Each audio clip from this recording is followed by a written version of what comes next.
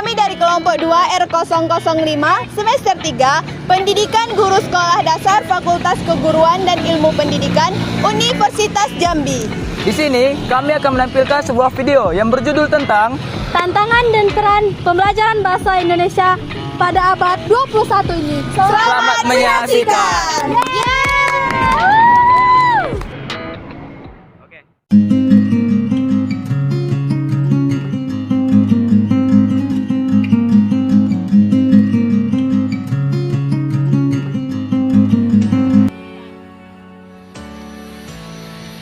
Halo Puji Ceratulasana.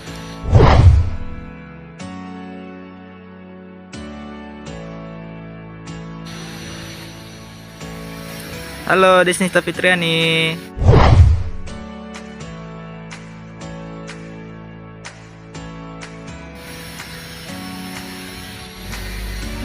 Halo Nara Mayangsari.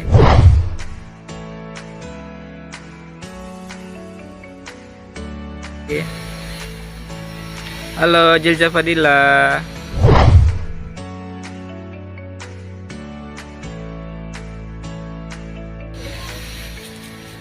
Halo Anissa Hidayati.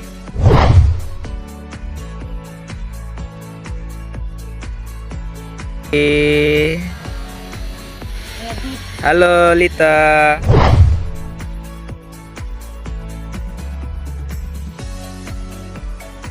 Halo. Halo Siti Marwiyah.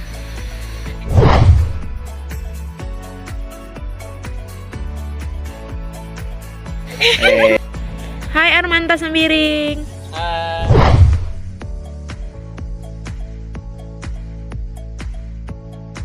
Hai.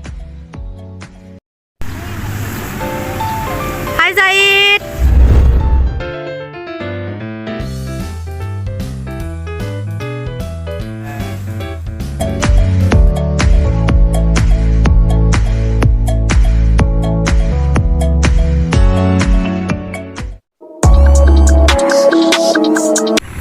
Abad ke-21 ditenai sebagai abad keterbukaan atau abad globalisasi. Nah, artinya kehidupan manusia pada abad ke-21 ini mengalami perubahan yang fundamental yang berbeda dengan tata kehidupan dalam abad sebelumnya. Nah, pada abad ke-21 ini, pendidikan menjadi semakin penting untuk menjamin peserta didik memiliki keterampilan belajar dan berinovasi. Keterampilan menggunakan teknologi dan media informasi, serta dapat bekerja dan bertahan dengan menggunakan keterampilan untuk hidup atau lifestyle. Pendidikan abad 21 berorientasi pada model-model pembelajaran bahasa yang berisi kegiatan-kegiatan yang menantang peserta didik untuk mampu berpikir kritis, literal, dan sistematis, terutama dalam konteks pemecahan masalah, berkomunikasi, dan berkolaborasi secara efektif dengan berbagai pihak, mengembangkan kreativitas yang dimiliki. Nah, pada video kali ini kami akan membahas tentang tantangan dan peran pembelajaran bahasa di era abad 21 ini.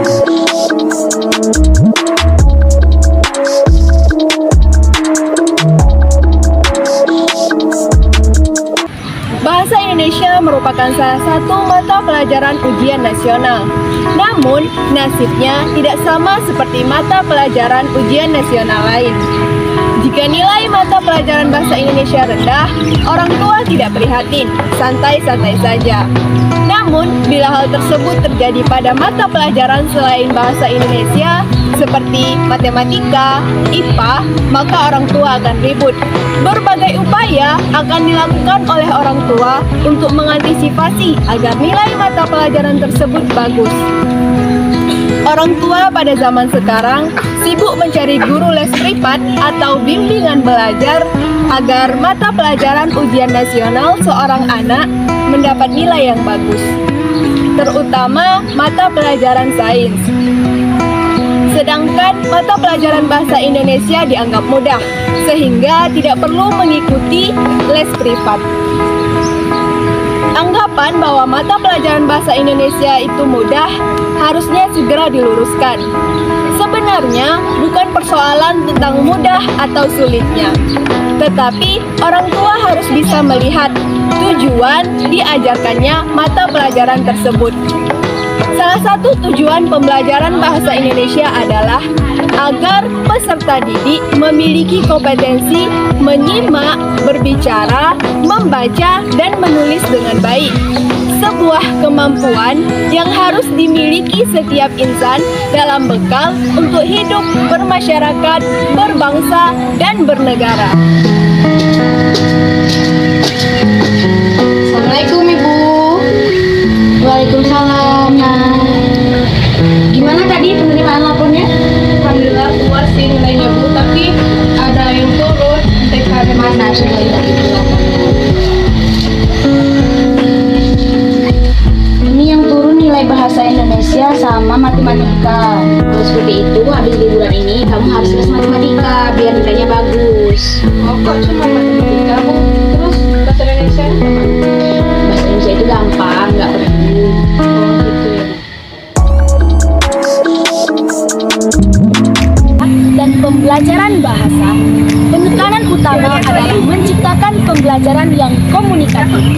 Dalam konteks ini, pembelajaran harus dilakukan dalam konteks komunikatif, yaitu aktivitas peserta didik difokuskan pada bagaimana peserta didik menggunakan bahasa dalam berkomunikasi. Baik berkomunikasi pada aspek ilmiah maupun tidak ilmiah. Beberapa faktor yang menyebabkan pembelajaran bahasa tidak berlangsung komunikatif antara lain: yang pertama, latar belakang pengampu tidak sesuai dengan mata pelajaran. Yang kedua, 50% pendidik mata pelajaran bahasa Indonesia berasal dari mata pelajaran lain. Nah, pada umumnya, guru kesulitan menanamkan ilmiah bahasa Indonesia seperti yang diamanatkan dalam kurikulum, apalagi bagi pendidik dengan latar belakang yang jauh berbeda. Secara kasat mata, untuk mengajarkan mata pelajaran bahasa Inggris, tentunya harus bisa bahasa Inggris terlebih dahulu. Sementara untuk bahasa Indonesia tidak demikian. Kalau hal ini disikapi menjadi hal yang sama, tentunya pembelajaran bahasa Indonesia menjadi tidak menarik. Selain guru yang tidak sesuai bidang keilmuannya, pada umumnya pengetahuan pendidik bahasa Indonesia kurang memadai sehingga sangat perlu ditingkatkan. Kompetensi rendah ini tampak pada proses pembelajaran yang kurang kreatif dan inovatif. Terbukti bahwa pendidik lebih dominan menyampaikan pengetahuan, bukan keterampilan apalagi berpikir kritis. Pengetahuan yang dimilikinya sangat terbatas karena kurang membaca. Selain kurang membaca, referensi yang memperkaya keilmuan di bidang bahasa Indonesia sangat minim.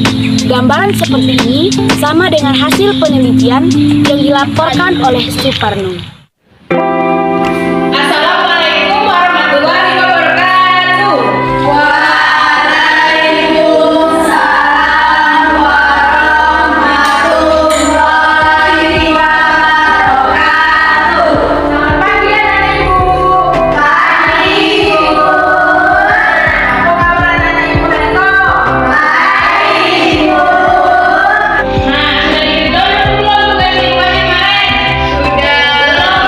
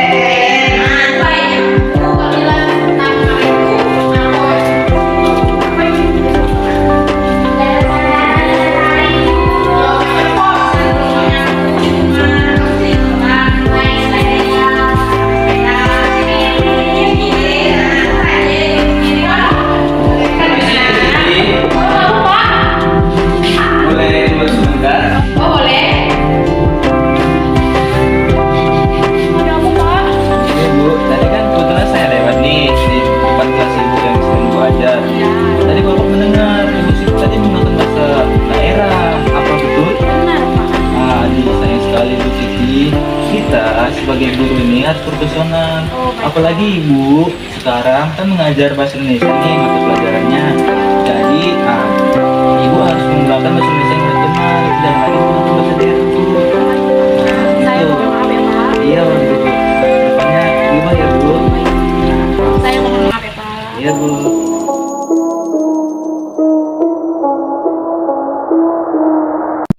Tantangan yang ketiga yaitu sistem pembelajaran tidak sesuai dengan tuntutan zaman. Di era global dan di zaman Imlek ini diperlukan adanya reorientasi dalam penyelenggaraan pembelajaran, khususnya mata pelajaran bahasa Indonesia. Sudah saatnya peserta didik mengembangkan kualitas pribadinya seperti sikap disiplin, jujur, mandiri, kreatif, dan kemampuan strategis lainnya. Sehingga peserta didik memiliki sikap mandiri, mampu bekerja sama, mampu memanajemen diri, dan mampu berpikir kreatif. Oleh karena itu, pembelajaran bahasa Indonesia ini tidak cukup dengan penyampaian informasi secara lisan ataupun teoritis. Diperlukan adanya inovasi dan kreativitas sesuai dengan perkembangan iptek, khususnya IT. Strategi dan penggunaan IT ini menjadi salah satu alternatif metode pembelajaran peserta didik secara aktif dan didukung dengan pengembangan lingkungan sekolah secara profesional. Dengan demikian, baik pemerintah maupun sekolah harus menyediakan materi, terutama buku, untuk memastikan guru melaksanakan pembelajaran dengan sukses. Mengintensifkan pelatihan bagi guru-guru, sosialisasikannya kepada orang tua, serta mengadakan studi komparatif antar lembaga pembelajaran swasta dan negeri untuk mengukur keberhasilan pembelajaran.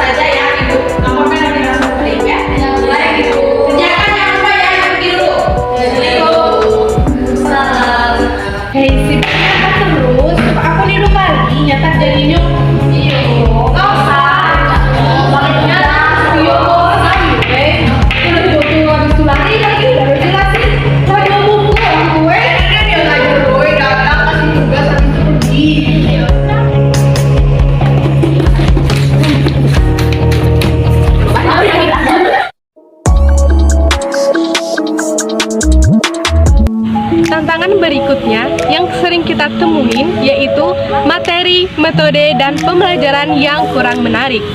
Nah, materi pembelajaran bahasa Indonesia di beberapa sekolah, terutama di Indonesia, materinya masih dipisahkan antara materi yang linguistik dan materi yang sastra. Nah, hal ini tentu saja sangat membosankan. Seharusnya pembelajaran dilakukan secara terintegrasi. Aspek-aspek kemahiran berbahasa masih disajikan secara terpisah. Misalnya, tenaga pendidik hanya mengajarkan tentang analisis unsur kebahasaan, seakan tenaga pendidik hanya terfokus pada satu unsur kebahasaan saja. Walaupun buku pegangan peserta didik sudah menyajikan materi secara berkesinambungan. Sebenarnya, apabila tenaga pendidik memahami hakikat pembelajaran integratif atau tematis, maka pembelajaran dapat berlangsung secara alamiah, sesuai dengan hakikat fungsi bahasa sebagai alat komunikasi. Pola implementasi integratif ini akan mendorong kemahiran berbahasa peserta didik secara baik.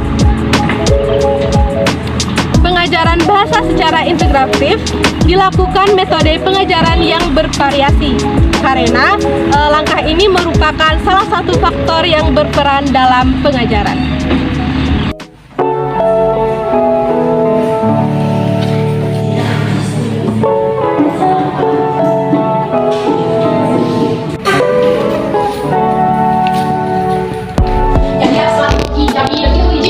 Jadi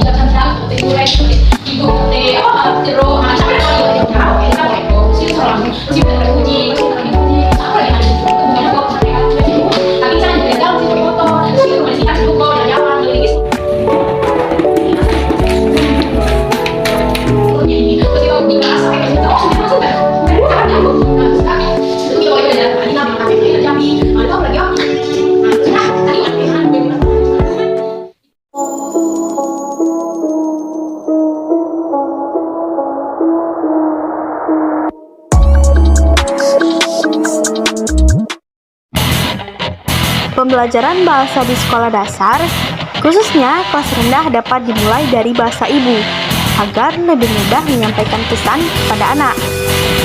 Hal ini karena bahasa merupakan penunjang keberhasilan dalam mempelajari semua mata pelajaran, membantu peserta didik mengenal dirinya, budayanya, dan budaya orang lain. Seiring dengan perjalanan waktu, baru kemudian secara perlahan-lahan guru menyampaikan pembelajaran dan membiasakan siswa menggunakan bahasa Indonesia. Siswa diharapkan mampu menggunakan bahasa Indonesia yang baik dan benar dalam mengemukakan pendapat atau pesan ketika berpartisipasi dalam masyarakat, sekaligus dapat mengapresiasi hasil karya orang lain. Dengan demikian, siswa akan tumbuh menjadi generasi yang memiliki karakter yang lemah lembut, ramah tamah, sopan santun, percaya diri, dan lain-lain.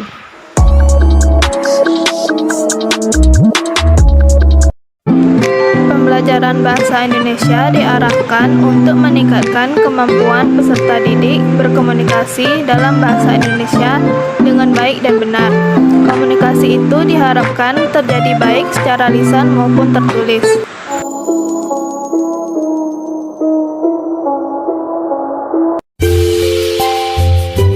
Secara umum, bahasa memiliki peran sentral dalam perkembangan intelektual, sosial, dan emosional peserta didik. Bahasa merupakan penunjang keberhasilan peserta didik dalam mempelajari semua bidang studi. Pembelajaran bahasa diharapkan membantu peserta didik mengenal dirinya, budayanya, dan budaya orang lain. Selain itu, dengan bahasa, peserta didik diharapkan mampu mengemukakan gagasan dan perasaan, berpartisipasi dalam masyarakat yang menggunakan bahasa tersebut, dan menemukan serta menggunakan kemampuan analisis dan imajinatif yang ada